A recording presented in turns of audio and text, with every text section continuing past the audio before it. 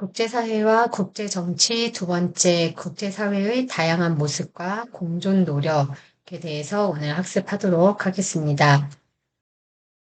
우리가 지난 시간에 국제사회의 특징에 대해서 살펴보았습니다. 이제는 우리가 세계화 시대에 살아가고 있죠. 그러다 보니까 국가 간의 관계가 굉장히 중요해졌습니다. 국가 간에 서로 경쟁도 하고 갈등도 겪으면서 서로 상호 협력하고 공존하는 모습들을 띠고 있는데요. 오늘은 그것에 대해서 함께 구체적으로 살펴보겠습니다. 각 나라가 자국의 이익을 추구하기 때문에 이렇게 경쟁을 하게 됩니다. 경쟁을 하다 보면은요, 지나친 경쟁은 결국 갈등을 발생하게 되죠. 국제사회에서의 갈등하는 그 모습은요, 뭐 국가, 국제기구, 다국적 기업 등, 네, 이렇게 여러 복잡한 이해관계에 둘러싸여서 다양한 모습으로 나타납니다. 국제사회에서 나타나고 있는 갈등의 유형에 대해서 살펴보겠습니다. 첫 번째는 영토와 자원 갈등이에요. 더 많은 영토를 차지하기 위한 갈등, 바다 속에 있는 어떤 석유와 천연가스를 차지하고자 하는 갈등, 전 지구적으로 물에 대한 수요는 증가하고 있는데 물 공급은 줄어들고 있어서 생겨나는 그러한 자원, 갈등이 있습니다. 두 번째는 민족 종교 갈등이 있죠. 민족이나 종교가 달라서 나타나는 갈등, 그리고 넘어서 내전이 일어나는 그러한 분쟁 지역들이 있습니다. 세 번째는요, 환경 갈등이에요.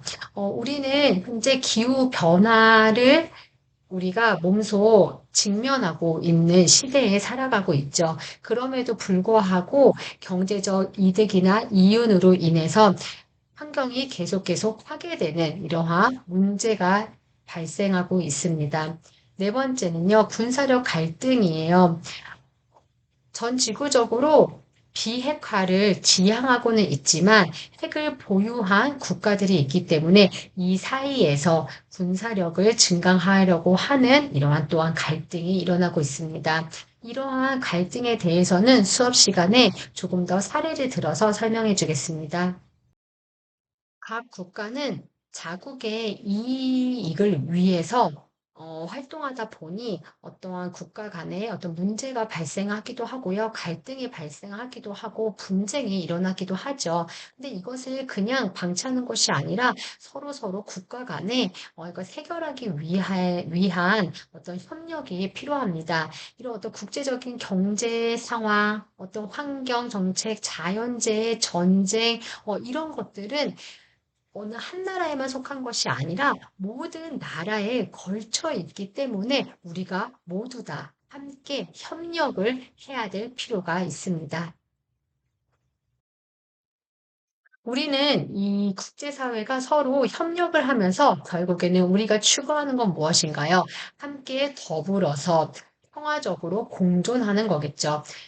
국가는 자국의 이익을 추구하면서 동시에 무엇을 지향해야 된다? 네.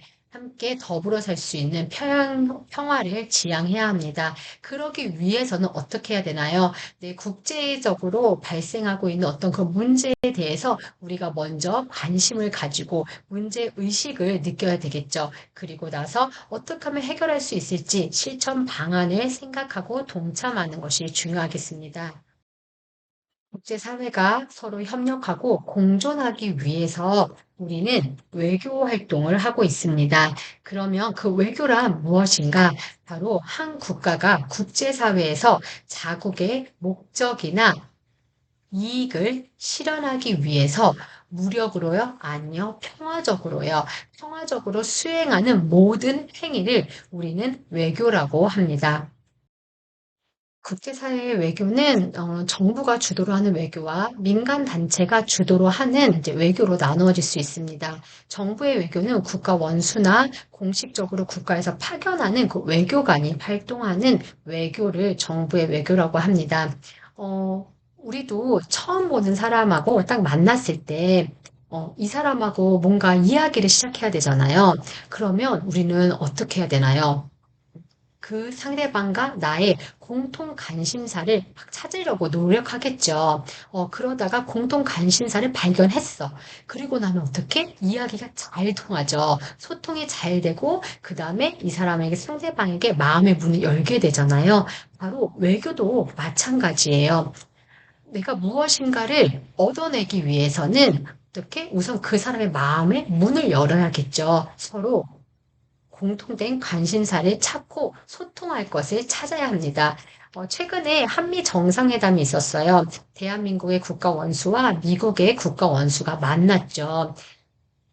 요즘에 미국에서 관심을 가지고 있는 것은 조선업이에요. 그래서 대한민국에서 준비한 것은 바로 거북선입니다. 우리가 그 조선시대에 그 대단한 거북선을 만들었던 그 국가야. 바로 우리가 그 대한민국이야. 라고 하면서 우리는 조선업의 강국이야. 라는 것을 알리기 위함이 될 수 있겠죠. 그 다음에 또 이 모자도 같이 선물했다고 해요. 이 모자를 보면은 Make America Shipbuilding Great Again 이라고 되어 있잖아. 지금 트럼프 대통령이 내세우는 게 Make America Great Again이에요. 다시 미국을 위대하게 만들겠다라는 목표를 두고 있는데 그 사이에 우리나라 한국에서 shipbuilding을 넣은 거예요. 당신네들이 그 원하는 조선업을 다시 위대하게 만들어줄게 라고 하면서 미국이 그 원하는 것을 우리가 먼저 제시하고 협상 테이블에 올리는 것도 하나의 외교의 방법인 거죠. 그럼 두 번째는요, 민간 외교가 있습니다.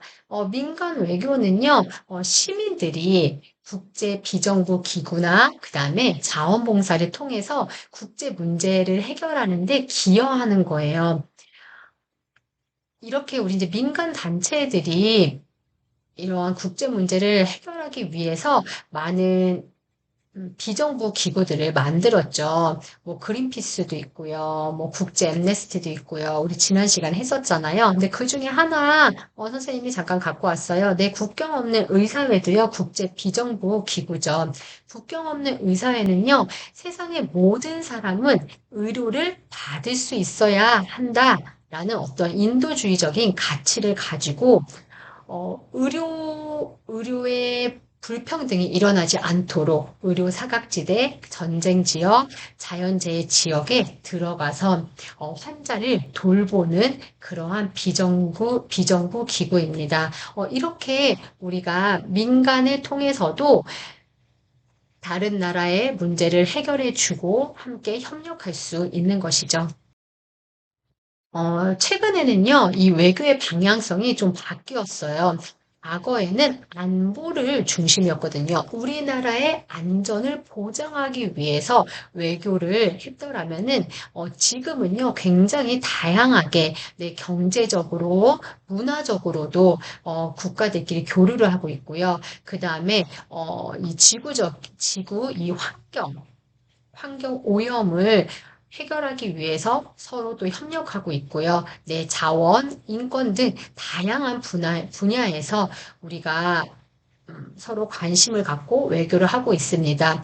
최근에 K-팝, 뭐 K-드라마, K-푸드 이렇게 해서요. 굉장히 한류가 아주 붐을 일으키고 있죠. 이것도 수업 시간에 좀 더 자세히 다루겠습니다. 우리는 외교를 통해서 서로 국가 간의 상호 신뢰를 더 높이고 좋은 관계를 맺고자 하고요. 그 다음에 자국의 어떤 대외적인 위상을 높일 수 있는 또한 계기가 됩니다. 그래서 어떤 외교 정책을 계획하는 것이 굉장히 중요하죠. 우리 그 국내 상황도 따져봐야 하고요. 우리는 어떤 나라와 외교를 할 때 그 한 나라하고만의 관계가 중요한 것이 아니라 그 외에도 각국의 여러 나라들이 함께 복잡하게 얽혀져 있는 경우들이 굉장히 많아요. 그런 것까지 그 복잡한 관계까지 잘 고려해서 신중하게 결정해야 합니다. 아래의 사례는 수업 시간에 하도록 할게요. 우리는 다른 나라와 담을 쌓고 내 나라에서만 살아갈 수 있는 세상은 아닙니다. 이제는 세계화 시대에 살아가고 있는 거죠. 그렇다면은 이 세계 각국들이 서로 경쟁도 하고 갈등도 하고 서로 협력도 하고 하면서 우리는 다양한 모습으로 공존하고 있는데 이때 우리가 가져야 할 중요한 마인드가 있습니다. 바로 무엇이냐면 세계 시민의 의식을 함양하는 것입니다. 세계 시민이라는 것은 무엇이냐면요. 내가 어떠한 이제는 대한민국 국민을 넘어서서 세계 시민으로서 어떠한 국제사회의 문제에 대해서 내가 관심을 두는 거예요. 그리고 그 문제를 해결하기 위해서 적극적으로 공동체 의식을 가지고 행동하는 사람을 우리는 세계 시민이라고 합니다. 세계 시민으로서 적극적으로 행동하는 여성 한 명을 소개시켜 주려고 합니다. 여러분들도 이미 많이 아실 텐데요. 바로 말랄라 유사프 자이라는 여성입니다. 이 여성은 파키스탄 출신의 여성 인권 운동가입니다. 이 여성은 15살에 파키스탄 안에서의 여성 인권 유린당하고 아동의 교육권이 침해당하는 것에 대해서 블로그로 공개적으로 일기를 쓰면서 고발을 했습니다. 이를 알게 된 그 당시의 정권인 탈레반이 이 15세의 소녀가 탄 통학버스에서 이 소녀의 머리에다가 총을 겨누게 됩니다. 다행히도 이 소녀는요, 영국으로 가서 치료를 잘 받아서 회복을 했습니다. 지금은 가족들이 모두 다 영국으로 이주해 있고, 지금도 이렇게 여성 인권 운동가로서 살아가고 있습니다. 이 소녀는 2014년에 17살의 나이로 최연소 노벨 평화상을 수상하였습니다. 세계 시민 한 명을 위한 요건은 무엇이 있을까요? 우리는 이제 세계화 속에서 살아가는 그 시민으로서 우리나라가 아닌 우리가 잘 모르는 국가에서 고통받는 사람들이 있다면 그 아픔을 우리가 이해하고 공감할 수 있는 어떠한 그 공감 능력이 먼저 있어야 할 것이고요. 그 다음에 사회 정의와 같은 어떤 보편적 가치를 우리가 추구하고 존중해야 할 것입니다. 또한 어떤 국제사회에 어떤 문제가 있다면 그것을 우리가 해결하기 위해서, 나도 이 세계 시민이라는 책임감을 가지고 적극적으로 행동해야겠죠.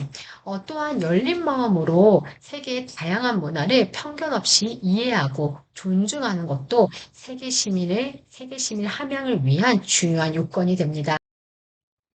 세계 시민이란 앞서 봤던 여성인권 운동가처럼 어떤 특별하고 대단한 사람만이 지닐 수 있는 것은 아닙니다.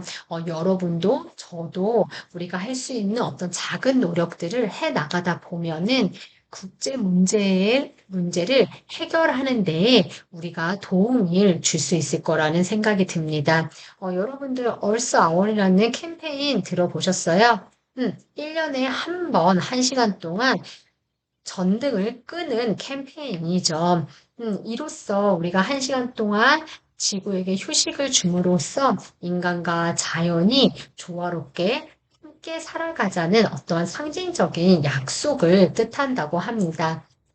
이렇게 우리가 1시간 동안 전등을 끔으로써 어떤 전력을 절약할 수 있는 것도 있고요. 또 한편으론, 우리가 이렇게 많은 전력을 사용하고 있었구나.